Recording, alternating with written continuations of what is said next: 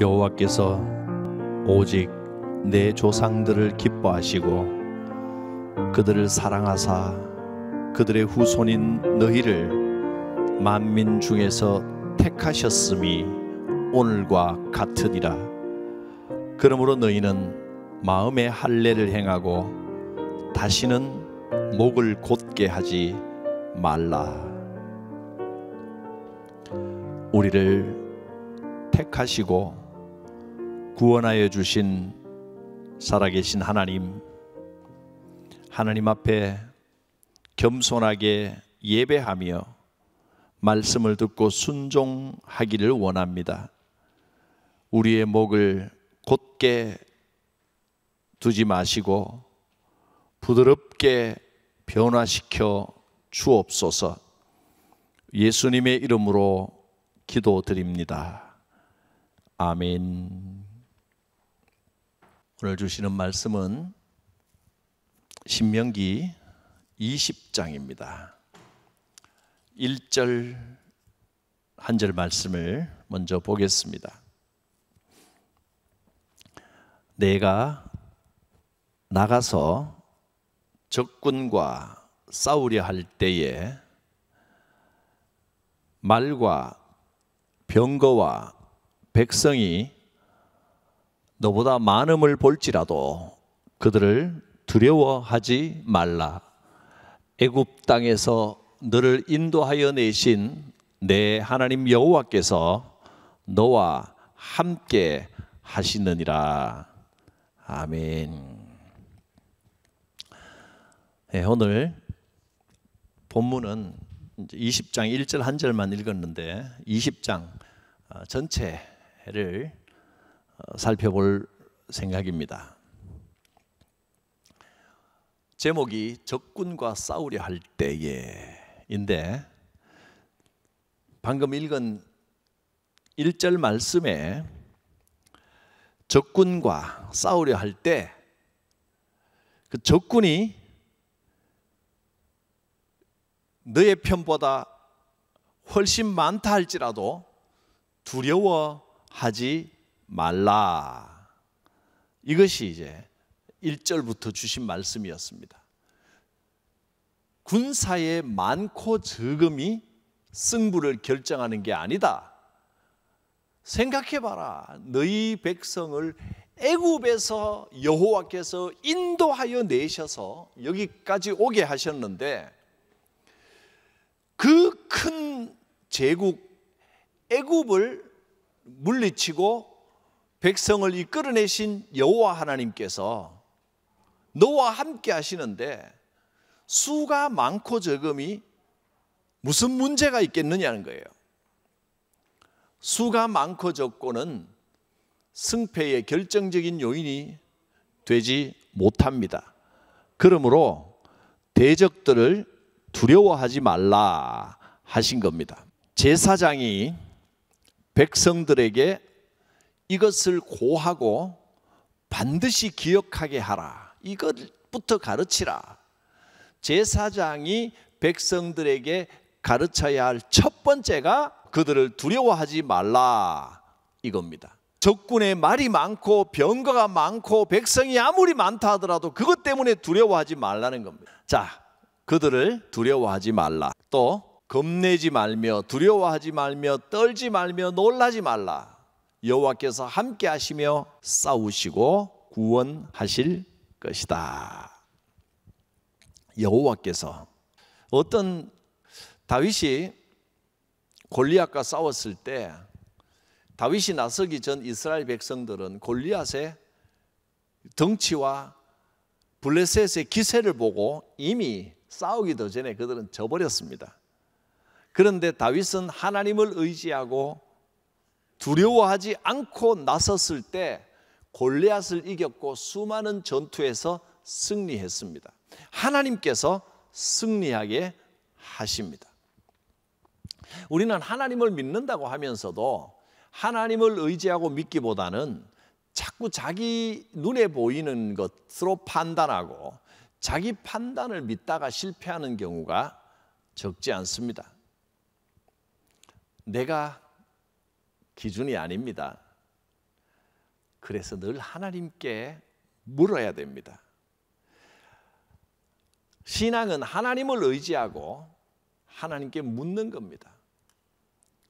우리는 가끔 신앙생활 열심히 한다고 하면서 그 열심이 문제입니다. 내 열심이 나오면 안 되는 거거든요. 하나님께 대하여 하나님을 향한 마음이 열심이어야 되는데 내가 뭘 하는 게 자꾸 열심이 되어버리기 때문에 문제가 되는 겁니다. 내가 하고 싶은 거, 그게 개인적인 어떤 욕망은 아니라 할지라도 하나님을 위하여, 교회를 위하여, 성도들을 위하여, 또 하나님의 나라를 위하여 자기가 생각하는 그 하나님을 위한다고 하는 그것을 너무 강하게 내세우면 자칫하면 그게 내 기준이기 때문에 하나님의 뜻과 맞지 않는 경우가 종종 있다는 겁니다. 오직 주님만 의지하고 주님이 인도하시는 길을 묻고 또 물어서 정말 주님이 원하시는 길을 따를 수 있는 삶이 되기를 바랍니다. 그게 쉽지가 않습니다. 내가 정말 하나님을 위해서 이 일을 한다고 생각하지만 우리는 기도 가운데 하나님께 또 묻고 또 묻지 않으면 하나님을 위하고 교회를 위한다고 하면서 내 고집과 내 생각을 열심이라고 핑계대면서 내 생각만 자꾸 주장하여 오히려 더 큰 문제를 일으키는 경우가 실제로 우리의 삶과 사역 가운데 적지 않게 일어납니다. 그래서 신앙에서 제일 중요한 건 뭐라고요? 지난번에도 두껍게 썼는데 겸손입니다. 겸손. 목을 곧게 하지 말라. 백성들이 자꾸 목이 곧아지니 문제입니다. 겸손해야 됩니다. 그래야 참 신앙인이 될 수 있습니다. 1절부터 4절까지 대적들을 두려워하지 말라 하는 내용이 나왔습니다. 이스라엘 백성들이 가나안 땅에 들어간 이후로 수많은 전쟁을 통해서 그 땅을 정복해야 했는데 매번 이제 어려운 일들을 만납니다. 시작부터 여리고성 전투부터 시작해서 처음부터 난관이 있었고 어렵지 않은 적은 한 번도 없었습니다. 그런데 하나님의 약속을 믿고 나아갈 때, 하나님의 말씀을 따라 나아갈 때 그들은 승리했습니다. 여리고성 전투에서 승리했을 때 그들이 요단강을 어떻게 건넜습니까? 정말 그 장면들을 보면 여호와께서 함께 하신다, 이 믿음, 그리고 맨 앞에 제사장이 말씀궤를 메고 백성들이 그리 따라가는데 말씀을 맨 제사장의 발이 요단강에 닿을 때 강물이 쫙 갈라졌을 때 그들은 홍해를 가르신 하나님을 생각하며 하나님이 함께 하신다, 하나님이 함께 하신다, 순종하면 이긴다, 이 확신이 들었던 겁니다. 여러분, 순종하면 이깁니다. 말씀 따라가면 반드시 이깁니다. 그 상황이 아무리 힘들고 고난이 아무리 커 보여도 말씀 따라갈 때 이깁니다. 오직 말씀 따라가야 합니다. 이렇게 어려운 때일수록, 답답한 때일수록 더 말씀에 집중하고 말씀에 의지해야 합니다. 오늘도 이 수요 사경의 말씀 공부 영상에 참여하시는 분들 축복합니다. 그러셔야 됩니다. 더 열심을 내십시오. 말씀만 바라보고 말씀만 따라가면 승리의 길이 반드시 열립니다. 자, 1절부터 4절까지는 그런 말씀입니다. 4절만 읽어보면 너희 하나님 여호와는 너희와 함께 행하시며 너희를 위하여 너희 적군과 싸우시고 구원하실 것이라. 할렐루야. 다시 한번 읽을까요? 너희 하나님 여호와는 너희와 함께 행하시며 너희를 위하여 너희 적군과 싸우시고 구원하실 것이라.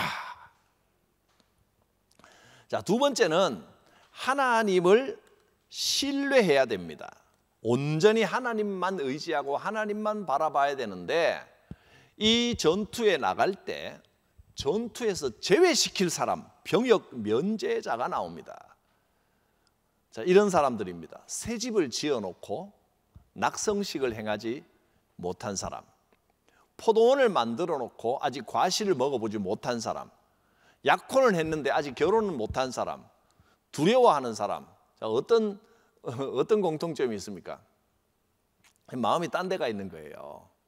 전투에 집중하지 못하고 이 상황에 집중하고 하나님만 의지하고 열중하지 못하고 지금 마음이 갈라져 있는 거예요. 두 마음이 되는 거예요.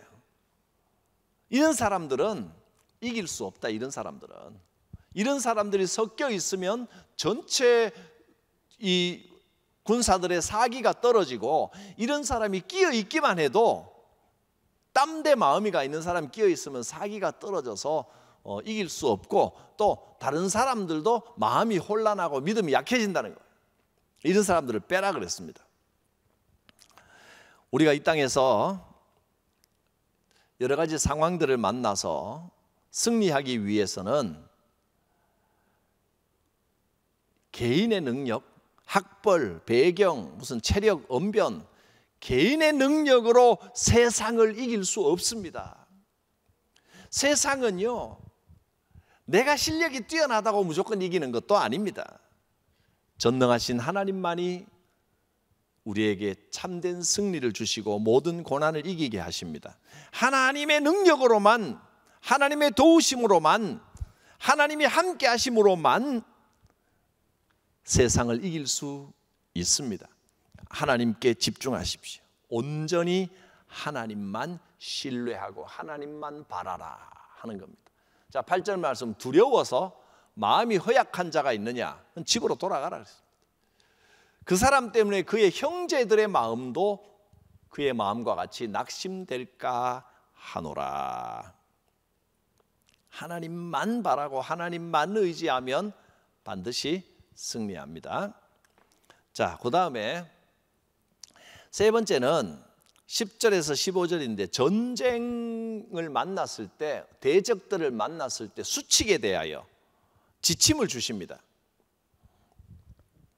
먼저 평화를 선언하라 하는 겁니다. 어떤 성읍을 치려고 할 때 그 성읍에 대해서 먼저 평화를 선언하라 하셨습니다. 하나님의 백성들은 평화를 사랑해야 됩니다. 아무리 의롭고 좋은 일이라도 무조건 전쟁에서 이기는 것만이 능사가 아닙니다. 제일 먼저 평화를 제시하고 그 성읍이 평화의 제의를 수락하고 성문을 열면 그 성으로 하여금 조공을 바치게 하고, 받아들이지 않는다면 전쟁하는 겁니다. 이건 전쟁을 수행하면서도 기본적으로 생명을 존중히 여겨야 한다 하는 하나님의 뜻입니다. 그래서 어떤 무력보다도 먼저 평화의 관계를 원하십니다. 자, 10절, 어떤 성읍에 나가 그 성읍을 치료할 때는 그 성읍에 먼저 화평을 선언해라. 그 성읍이 화평을 받아들이면, 성문을 열면 모든 주민에게 그냥 조공을 바치게 하고 너를 섬기게 하고 그들을 살려주라는 겁니다.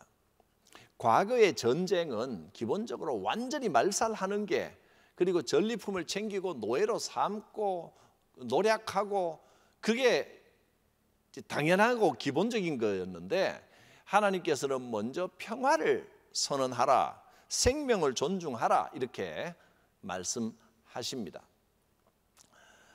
보통 이제 구약 성경을 보다 보면 하나님께서 뭐 다른 백성들을 아예 다 죽이고 살려두지 말라 뭐 이런 좀 잔인한 장면들이 나와서, 그런 명령들을 보면서 조금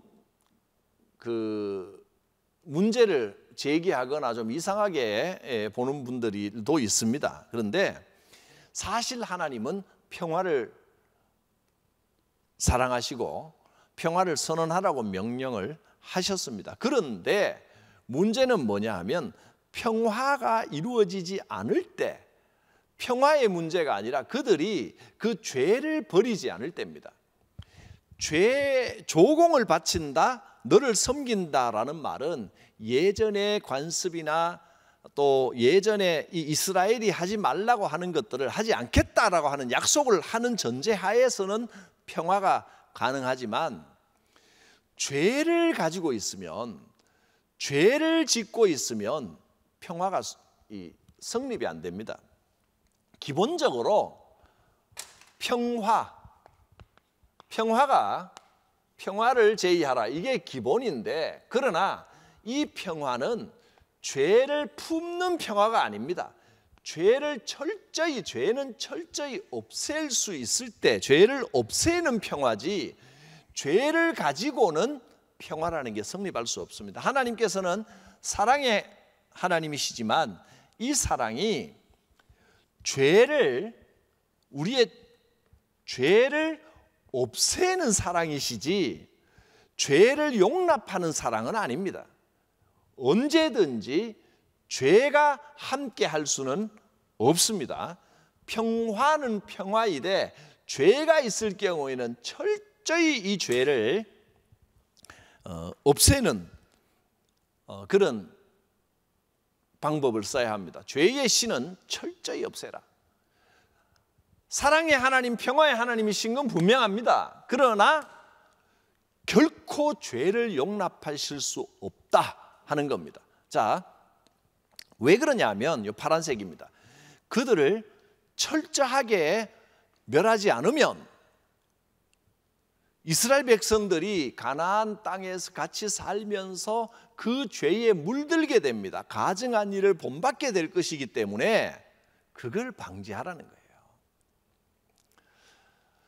본문을 읽어봅니다. 16절, 만일 너와 화평하기를 거부하고 너를 대적하여 싸우려 하거든 너는 그 성읍을 에워싸고 내 하나님 여호와께서 그 성읍을 내 손에 넘기시거든 승리하거든 너는 칼로 그 남자를 다 쳐 죽이라 그랬습니다. 남겨두면, 죄의 씨를 남겨두면 이 죄가 거꾸로 이 백성들에게 전염되어 오기 때문에 아무리 평화가 기본이지만 절대로 죄는 용납할 수 없다 하는 것입니다. 호흡이 있는 자를 하나도 살리지 말라. 16절, 죄는 완전히 말살해야 된다. 어떻게 보면 좀 잔인해 보여도 죄를 없애기 위해서는 그렇게 해야 된다.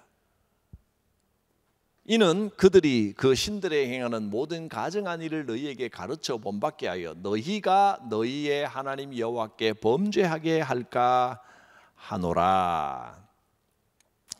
하나님께서 그 평화를 명하시되 우상 숭배하는 족속들, 우상 숭배하는 습관을 버리지 않는 족속들은 철저히 심판하라 그랬습니다. 그래서 만에 하나라도 그런 가증한 일들이 이스라엘 백성에게 거꾸로 묻어오는 것을 방지하라고 하셨습니다.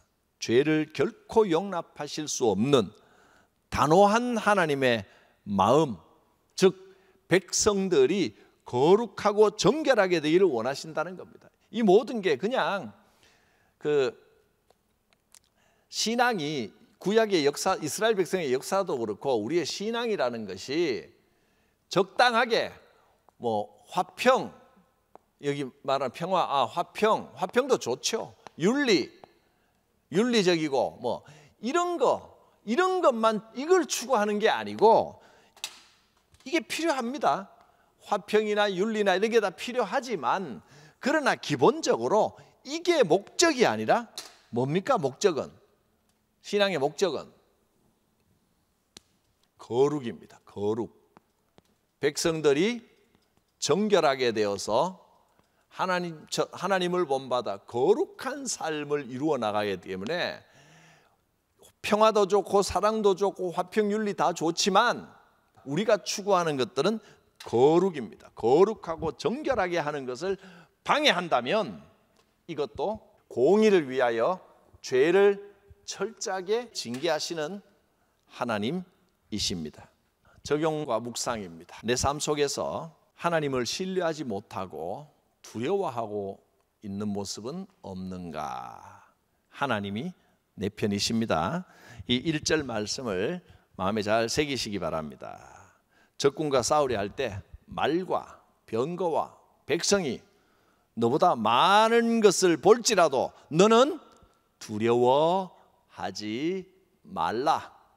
하나님을 의지하면 반드시 이길 줄 믿습니다. 두 번째, 하나님을 온전히 신뢰하는 법을 배우기 위해서 우리가 노력해야 할 것은 무엇일까요? 우리는 하나님을 신뢰한다, 믿는다라고 말하면서도 자꾸 자기 고집을 내세웁니다. 하나님을 온전히 신뢰하기 위해서는 자기를 낮추는 훈련을 계속 해야 됩니다. 겸손입니다. 겸손. 계속 겸손하게. 그래서 목을 곧게 하면 안 됩니다. 목을 곧게 하면. 자기도 모르게 목이 곧아지고 자기 목소리가 커지고 자기 고집이 커집니다. 겸손입니다. 신앙은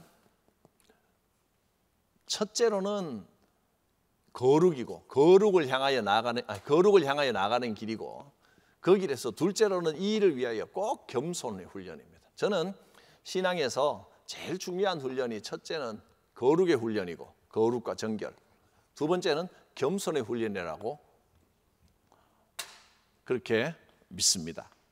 거룩과 겸손, 이거를 일생 동안 이 일을 위하여 노력해야 됩니다.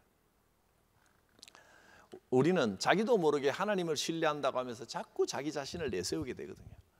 자, 세 번째, 나는 사람들을 만날 때마다 마음속으로 먼저 평화를 선언하고 축복하는가? 기본적으로 평화를 선언하고 어쨌든 평화를 추구해야 됩니다. 그러나 네 번째, 내가 하나님의 뜻을 이루기 위하여 없애야 할 죄악의 뿌리는 무엇인가? 기본적으로 평화의 노선을 유지하되 절대 죄는 용납하면 안 됩니다. 내 삶 속에서 없애야 할 죄악의 뿌리는 무엇인가 생각해 보시기를 바랍니다. 뭘 잘라내야 되겠습니까? 묵상하고 이건 개인별로 답을 하시길 바랍니다. 기도합니다. 거룩하신 하나님, 하나님을 온전히 신뢰하기를 원합니다. 어떤 일을 만나더라도 두려워하지 말고 말과 병거와 군사를 두려워하지 말고 오직 하나님을 의지하는 믿음이 되게 하여 주옵소서. 하나님을 온전히 신뢰하며 내 방식, 내 열심이 아니라 하나님의 뜻을 따라 거룩과 겸손을 실천하는 삶이 되게 하여 주시옵소서. 누구를 만나든지 흥분하지 말게 하시고 분노하지 말게 하시고 먼저 평화를 선언하는 삶이 되게 하옵소서. 주신 말씀처럼 내 삶에서 거룩과 겸손을 추구하며 모든 죄악을 잘라내고 멀리하기를 원하오니 주여 우리를 정결케 하여 주옵소서. 예수님의 이름으로 기도드립니다. 아멘. 우리를 택하시고 자녀 삼아 주시고 이 연약하고 부족하고 고집 센 자를 끝까지 참아 기다려 주신 하나님의 크신 사랑과 나를 구원하신 예수 그리스도의 구속의 은혜와 지금도 내 곁에서 도우시는 보혜사 성령님의 교통하심, 감동, 충만하심이 사랑하는 성도들, 말씀에 귀 기울이며 순종하기를 원하는 귀한 성도들 각 사람 머리 위에 함께 하옵시기를 축원하옵나이다. 아멘.